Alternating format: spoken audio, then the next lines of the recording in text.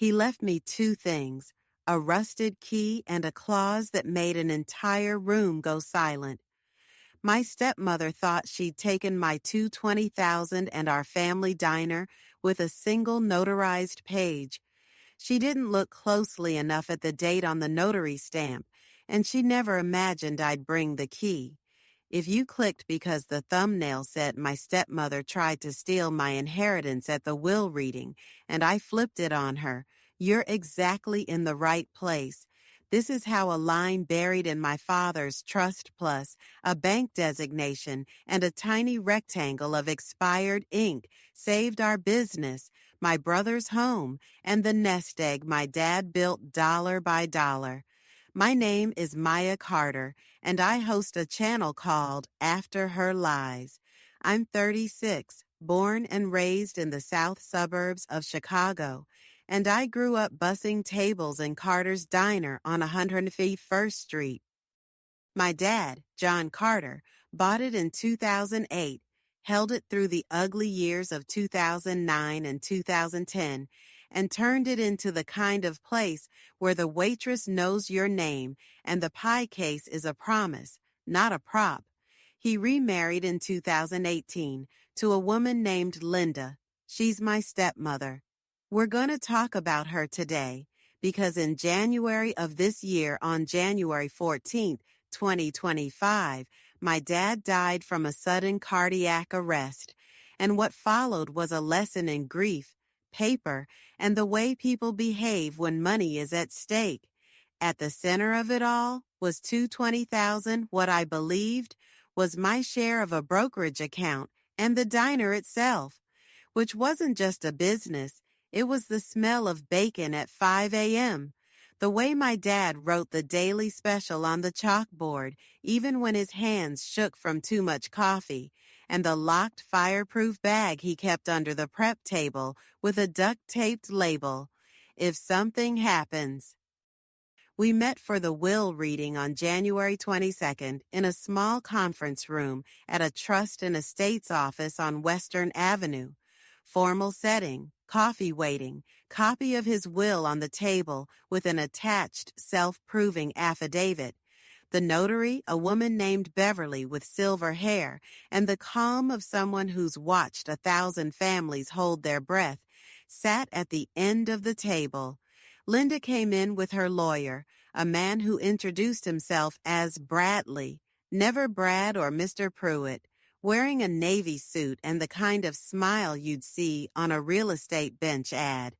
My half-brother Ethan is 16, and he sat beside me, shoulders hunched.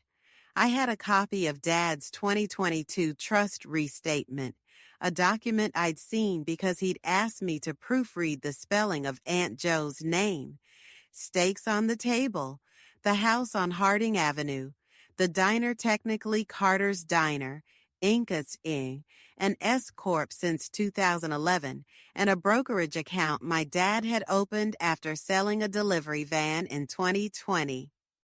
There was also a life insurance policy of $150,000, but the beneficiary was listed as the trust, which meant it wasn't part of the probate fight. The $220,000 brokerage balance showed on his December 31, 2024 statement. The will named an executor and directed that the residue pour into the John Carter Revocable Trust, dated April 17, 2018, restated December 2, 2022. The official papers were neat. The human beings were not. The injustice landed the minute Bradley slid a second document across the table, crisp and smug. Codicil, he said, tapping the date. June 14, 2024. Self-proved. John intended to simplify. He revoked the specific bequest to Maya, consolidated, and left the bulk outright to his surviving spouse. I felt the blood in my ears. The specific bequest in the original will was that brokerage account to me, $220,000, as of the last statement, not to punish or reward anyone, but because, as Dad once said, with one hand on my shoulder and one on the cash drawer, You put in the years when this place was bleeding, kid. Linda's mouth tightened like she smelled something burning. Beverly, the notary, looked from Bradley to me and then to the codicil. I didn't notarize this, she said slowly. That's not my seal. Not this office, Bradley said. Different notary. He had an answer for everything, and he used words like unambiguous and testamentary intent, like they all belonged to him. The codicil did 3 things. It cut the brokerage account bequest. It made Linda the sole residuary beneficiary, and it affirmed Linda as executor. Across the top, Last Will and Testament of John Carter First Codicil. It had 2 witnesses' names and a notary block stamped with a commission number and a faint, slightly crooked embosser. My stomach dropped. I could hear Ethan breathing too fast. You know humiliation when you feel it. Your grief turned into a spreadsheet. Your father's love reduced to how well you can argue while a stranger pours himself hotel room coffee.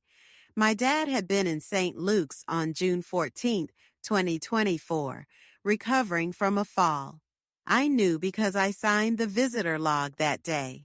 He texted me a picture of the hospital pudding. On my channel, I talk about lies like puzzle pieces. Here were the first 2. A codicil that undercut everything my dad had told me, and a date that didn't line up. But if I'd learned anything at the diner, it was that you don't flip the table because an egg got dropped. You wipe, you start again. You reach for the thing you set aside because you knew you'd need it when someone tried to push you. Dad and I had our short, stubborn fights, but he always did one thing when paperwork mattered. He looked me in the eye and told me where the originals were. In case Linda panics, he said once, ladling chili, you go to the diner, fireproof bag under the prep table, same key as the soda delivery locker. He gave me that key in 2022. It rode around on my key ring next to the tiny retro spatula charm the cook gave me on my 21st birthday. What Bradley didn't know, and Linda had apparently forgotten, was that, in case something happens, is how my dad lived. He made a list titled Funding Schedule and attached it to the trust restatement. He changed the dining room light bulbs before they burned out. And he checked his notary's commission cards like they were lottery numbers. After the will reading, Bradley asked the polite version of accept it. The plan, he said, was for independent administration simple and for Linda to list the diner as soon as practicable. There was already a buyer lined up, a small chain that wanted our corner for $410,000 and promised to keep the name. I sat there trying to find the words. Sell the diner before the ground settled.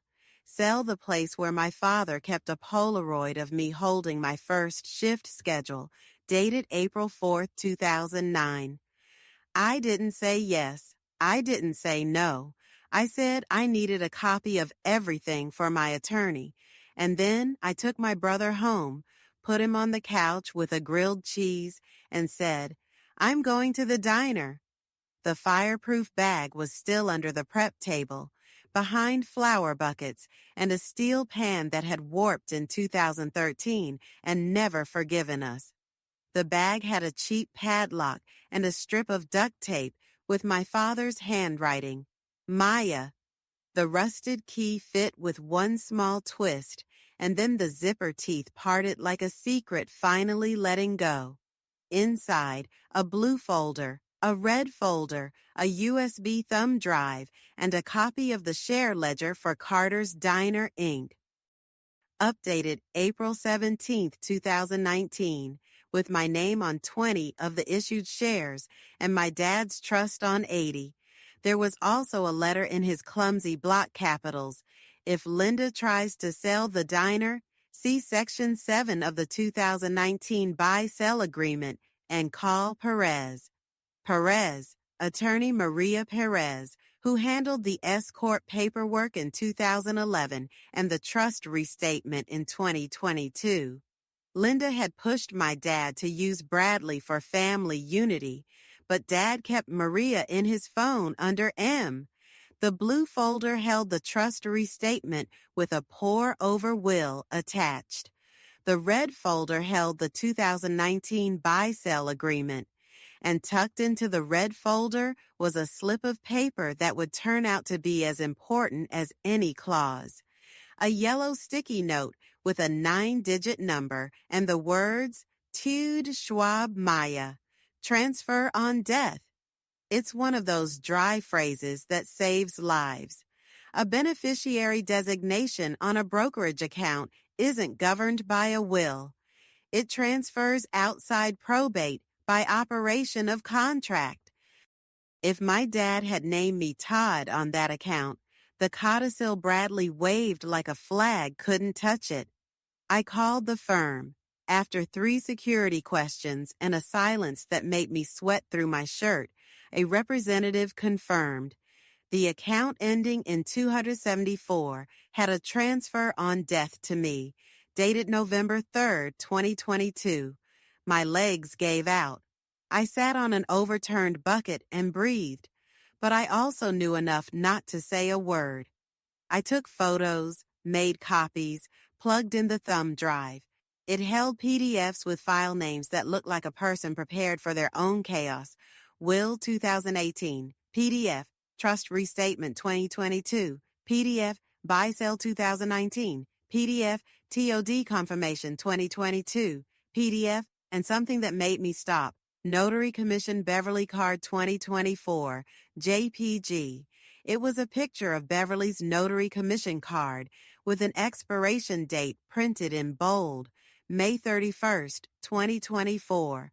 The codicil was dated June 14th, 2024, with a notary stamp that matched Beverly's commission number, but Beverly had already told us she didn't notarize it. The stamp on Bradley's codicil used her commission number after her expiration date. I didn't sleep.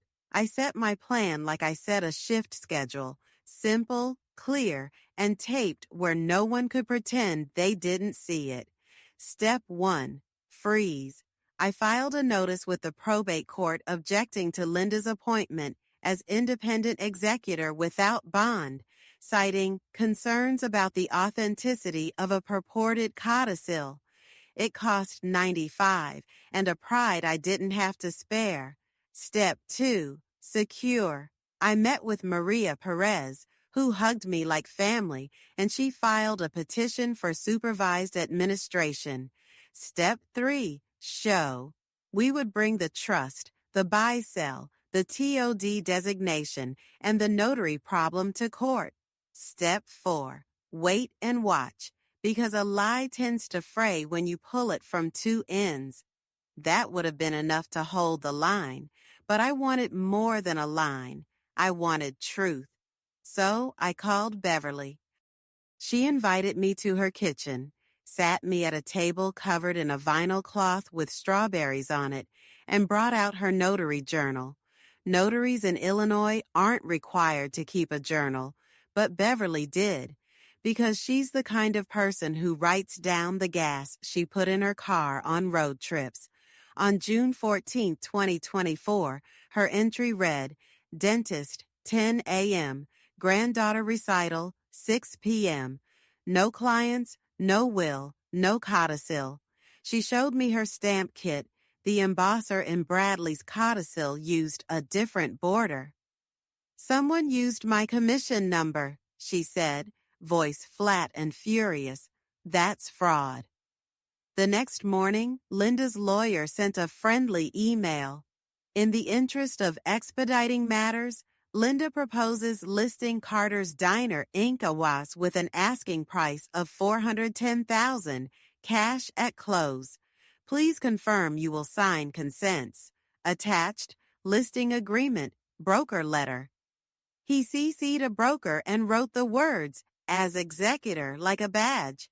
Maria wrote back, "We will not consent.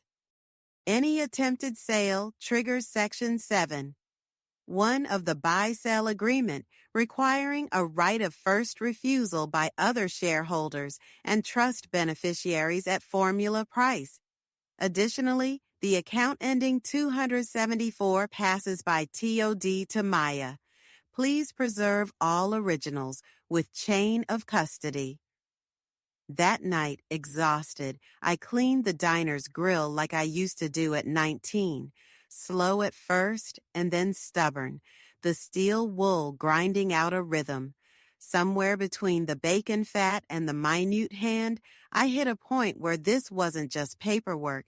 It was my dad's voice telling me to check the math.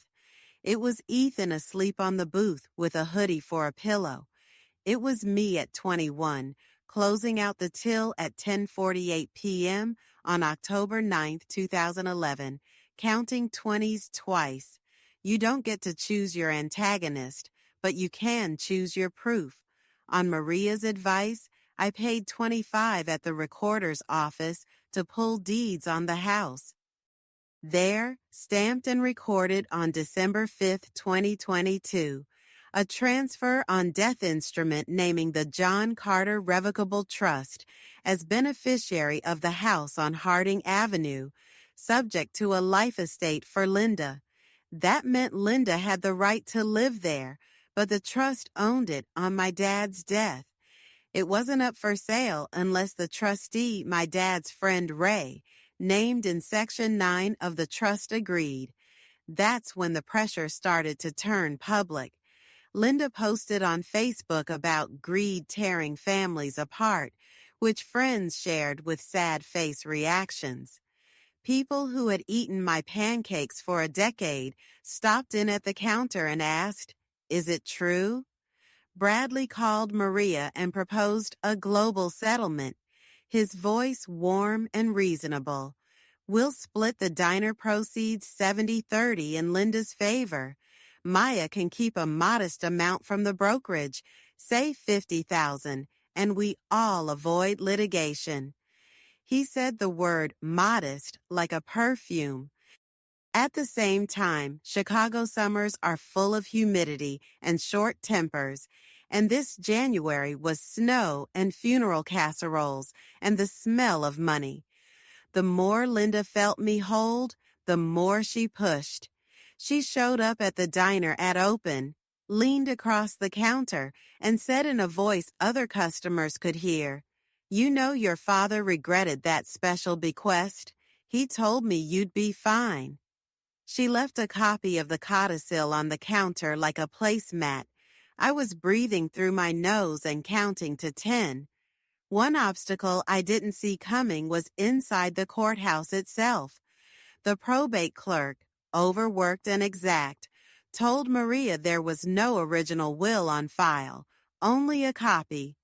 Bradley claimed he had the original codicil and original will, and that he would file them after a short review.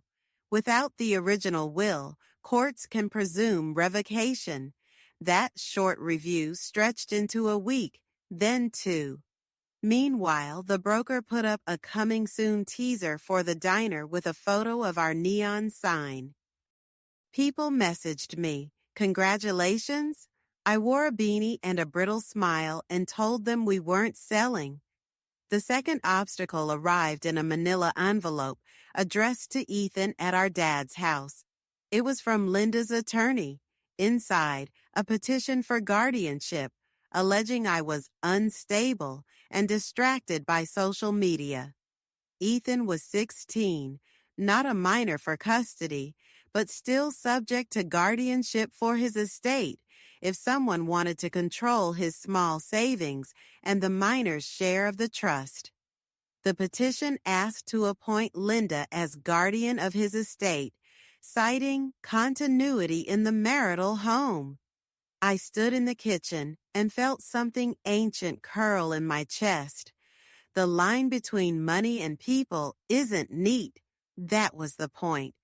I took a breath and went back to the plan. The leverage I hadn't revealed yet wasn't just the TOD and the buy-sell clause. It was something my dad had hidden in plain sight, the share ledger and a clause in the trust that looked like a throwaway at first glance. Section 10. 4. No contest clause, removal for cause. It said any beneficiary who contested the trust without probable cause would forfeit to a charitable remainder. There was also Section 7.1 of the 2019 buy-sell agreement.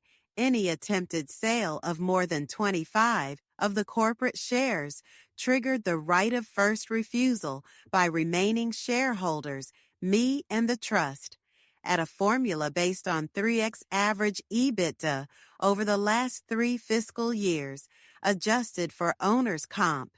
Dad didn't pull fake legalese. He used plain words, numbers, and formulas. Reviewing the books wasn't glamorous, but it was ours. We made a spreadsheet with 3-year EBITDA. 2022, 118,000. 2023, 132,000. 2024, 127,000. Average, 125,666.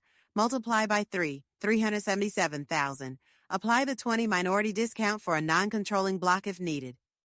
The formula value for a triggering event was roughly $377,000 for 100 of the business.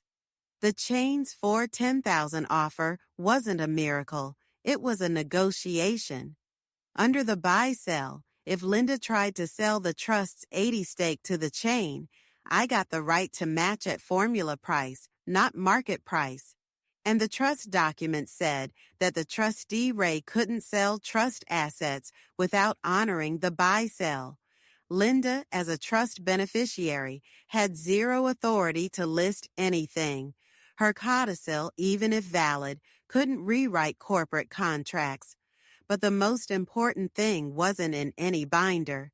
It was on the USB, a scanned PDF titled Affidavit of Attesting Witness 2018 Will. Witnesses' signatures authenticated the will, and below that, a typed letter of instruction from my dad, dated December 3, 2022. With this line, I executed a transfer on death designation for my Schwab account to Maya, account ending 274. This is not part of my will and should pass to her outside probate. I make this choice because she has worked at Carter's Diner since 2009 through lean years and profits. Linda has the security of our house under the trust and life insurance income via the trust. I stared at that sentence like a person who's been lost finally seeing a highway sign. And then I saw the clause nobody expected. The clause was small. It lived in Section 9.5 of the Trust Restatement, Trust Protector. In case of dispute, a named Trust Protector, Maria Perez, could remove and replace the trustee and could interpret ambiguous terms. Trust protectors aren't common in small family trusts. But my dad used one because he was tired of fights. The protector had authority to appoint a corporate trustee if the family turned into a bonfire, which we were, which meant we had an adult in the room who wasn't me, wasn't Linda, and wasn't any cousin who'd take a side. When we showed up in probate court on February 10th for the initial hearing, winter light made the marble floors look like ice. The judge, a man with a tidy mustache and a habit of leaning forward when he asked questions, called our case. Bradley rose, smooth as ever, and announced that he had the original codicil and original will ready to lodge. He placed them on the clerk's table like a magician putting down 2 queens. Maria stood and said, "We contest the codicil's validity and the petitioner's fitness for independent administration. We request supervised administration and an evidentiary hearing. There are irregularities in the notarization. and the court should be aware of a transfer on death designation and corporate buy-sell restrictions that circumscribe any attempted sale of the business. Bradley objected, the way people object on television. Irrelevant, he said, to appointment of an executor. The judge didn't smile. He scheduled a short hearing in 2 weeks to preserve the estate and narrow issues. He told Linda to refrain from taking any non-ordinary course actions. He ordered the originals placed with the clerk. 2 weeks sounds short until you're counting minutes. Linda posted more. People whispered. Ethan avoided the cafeteria. I scrubbed the grill again and again because scrubbing made me feel like I could clean something besides a timeline.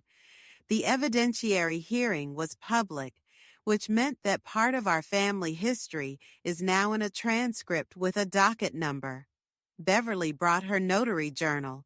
She testified she didn't notarize the codicil.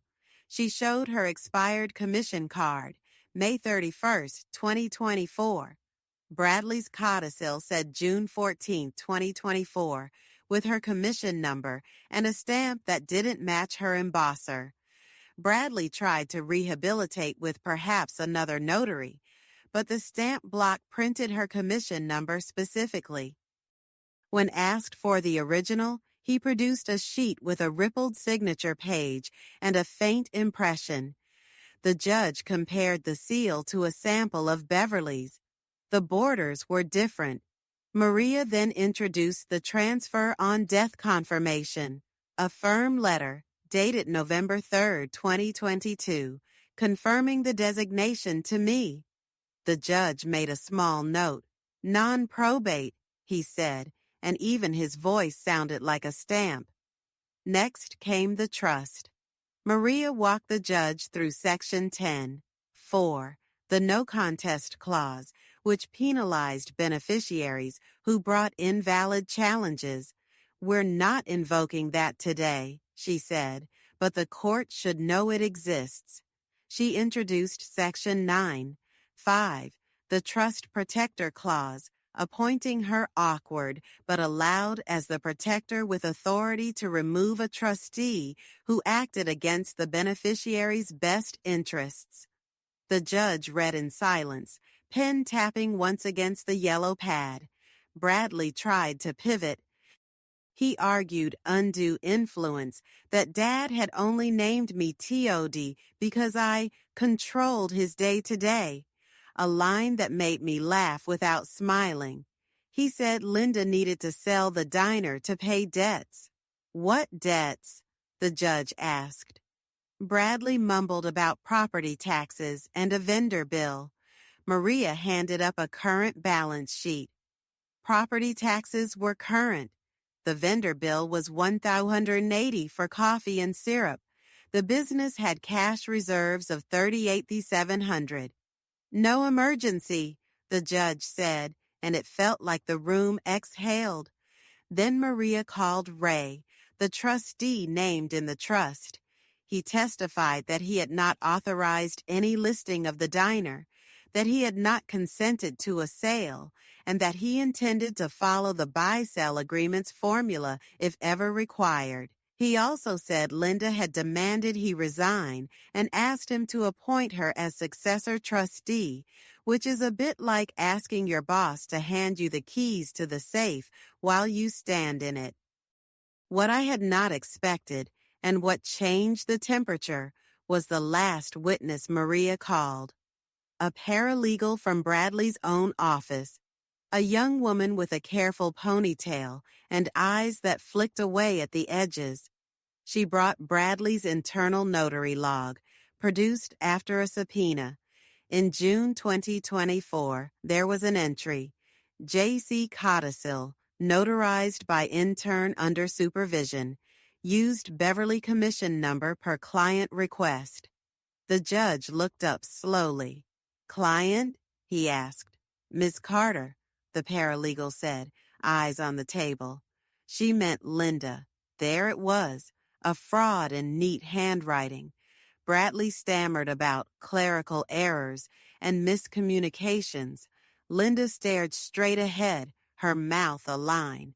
The judge didn't rule that day. He took it under advisement as judges do, and he set a status for March 3rd. I stood outside the courthouse with snow mixing with Chicago's gray, and my brother asked if it was over. "Not yet," I said, "but we're on the right side of the street." At home, the messages were a mix. "You're strong.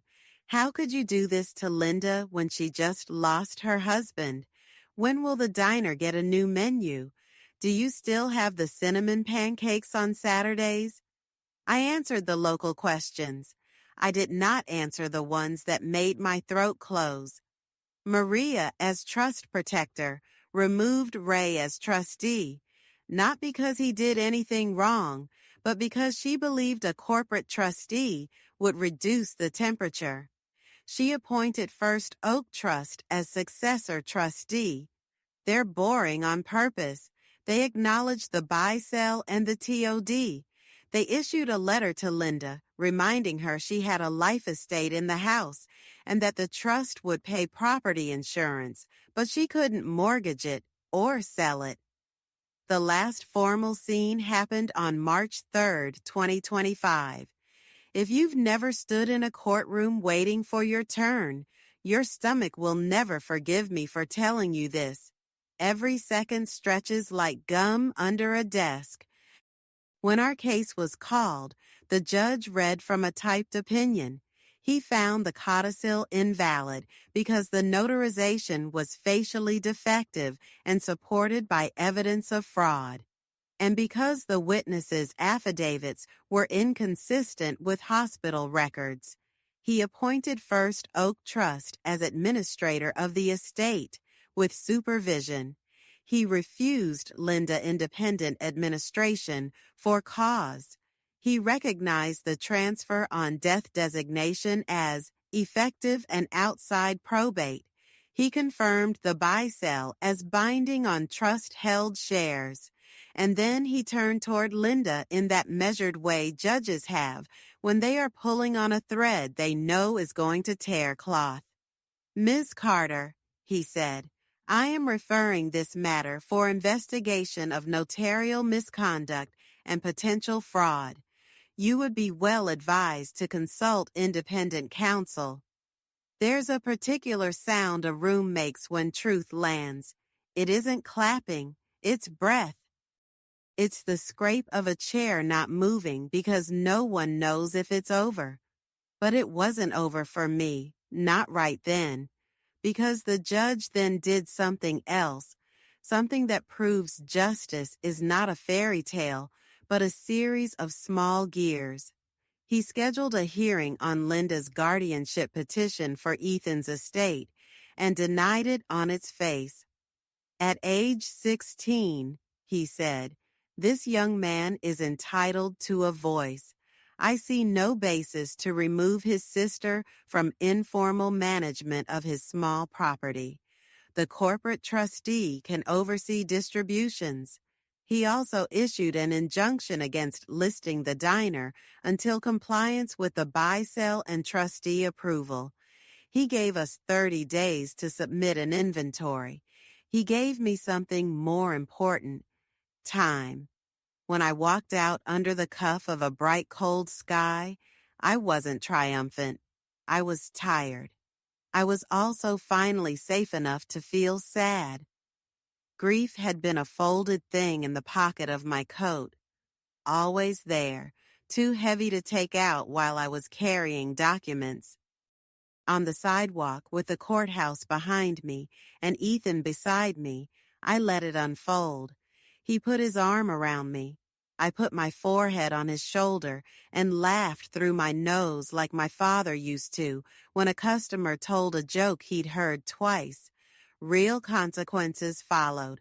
The state opened an investigation into the misuse of Beverly's commission number. Bradley backed away from Linda's representation, and another lawyer appeared with transition counsel in his signature line.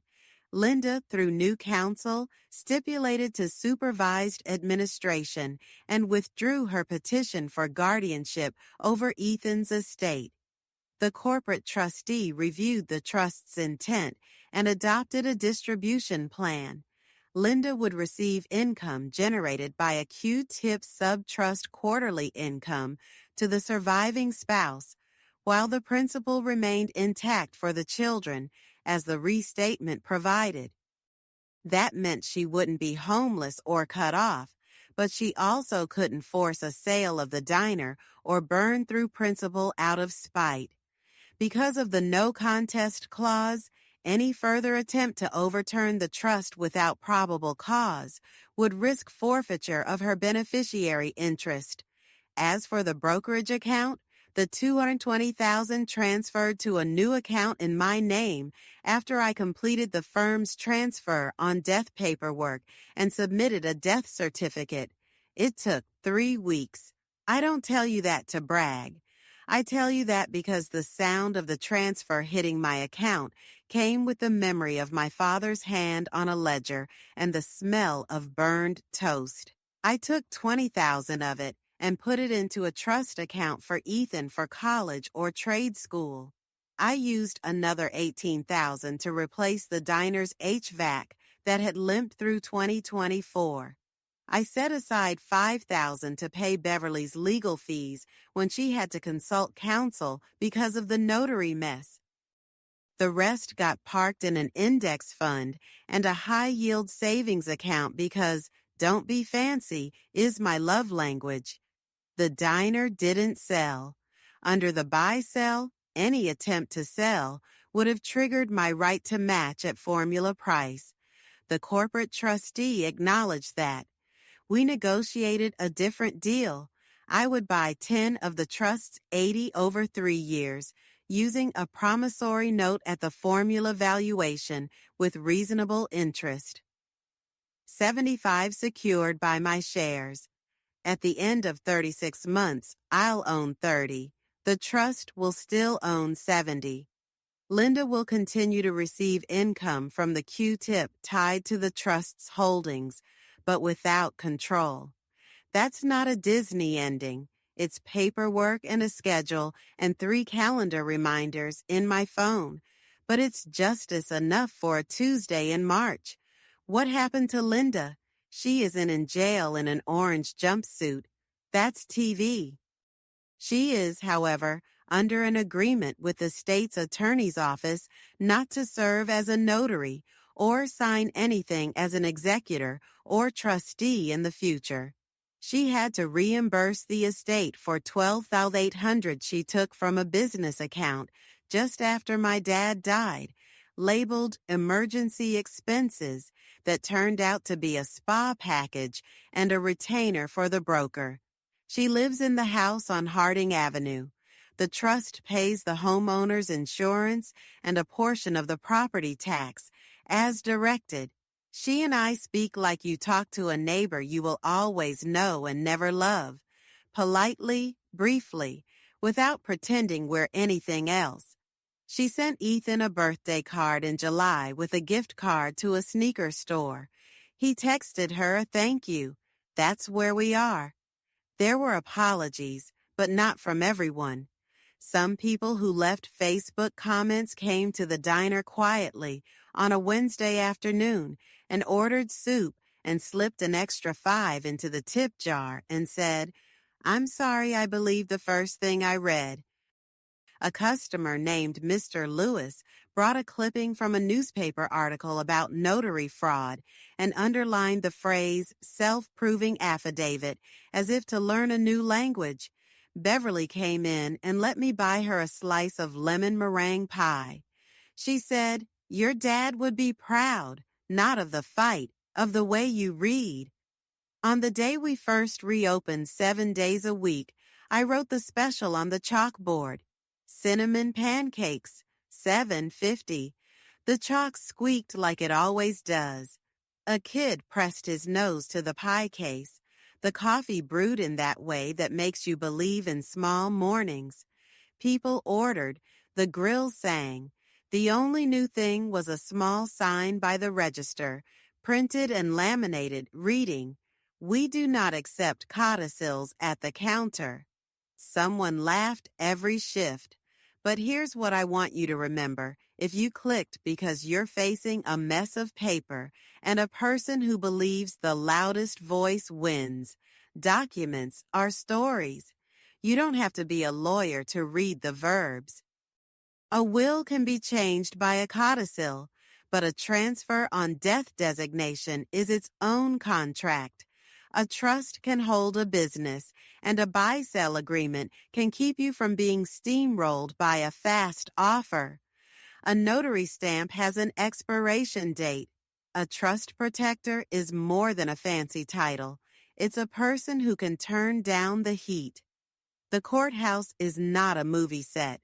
It's a building where you can bring proof and lay it down and ask someone with a mustache and a docket number to say, "On the record, what is true?" People ask if I regret putting this story on my channel. They worry it makes my life smaller or meaner. I think it does the opposite. Telling the truth with dates and amounts and verbs makes room for breakfast.